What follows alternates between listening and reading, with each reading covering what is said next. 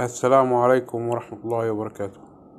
ريال مدريد يخطط للتعاقد مع نجم باريس سان جيرمان لتعزيز خط الوسط. الأربعاء 11 من سبتمبر 2024. ريال مدريد يخطط للتعاقد مع نجم باريس سان جيرمان لتعزيز خط الوسط.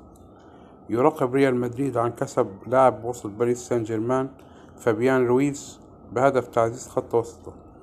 وذكرت صحيفة سبورت إنه مع رحيل توني كروس في بداية الموسم أصبح خط الوسط ريال مدريد في حاجة إلى التعزيز، حيث تفاقم الوضع مع إصابة لاعبين رئيسيين مثل إدوار كامافينجا ووجود بيلينغهام، مما ترك الفريق بدون الشرارة الإبداعية التي يعتمد عليها.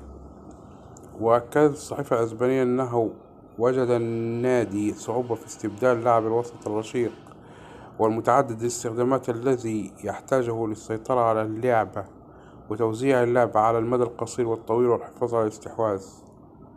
وعلى الرغم من أن لاعبين مثل فيدريكو فالفيردي وأوريلين تشوماني استثنائيون في أدوارهم، إلا أن أي منهما لا يمتلك المهارات المحددة المطلوبة لقيادة خط الوسط بهذه الطريقة. ويقترب لوكا مودريتش وأراد كولر من أن يكونا مناسبين، لكن كلاهما لديه قيود، وفي حالة مودريتش لم يعد لديه القدرة على التحمل المطلوب لمثل هذا المنصب الصعب، في حين أن كولر الذي يبلغ من العمر 19 عاما فقط لا يزال يتطور ويفتقر إلى الخبرة. ويميل كلا اللاعبين أيضا إلى الأدوار الهجومية بدل من اللعب الدفاعي. نتيجة لذلك كان ريال مدريد يجوب السوق مع الأخذ في الاعتبار أسماء مثل رودري لاعب مانشستر سيتي وفيتيان لاعب باريس سان جيرمان، ومع ذلك ظهر فابيان رويز الآن كمرشح قوي. وصل اللاعب البالغ من العمر 28 عاما الإعجاب بأدائه لأسبانيا، حيث أظهر المواهب التي جعلته يبرز. وقد بدأت رحلته في ريال بيتيس، حيث لفت انتباه ريال مدريد في عام 2018.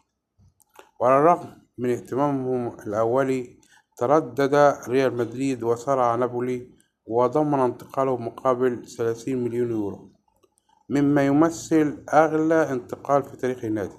وقد ازدهر رويز في نابولي وانتقل في النهاية إلى باريس سان جيرمان في صيف 2022 مقابل 22.5 مليون يورو، وهي فرصة أخرى ضائعة لريال مدريد.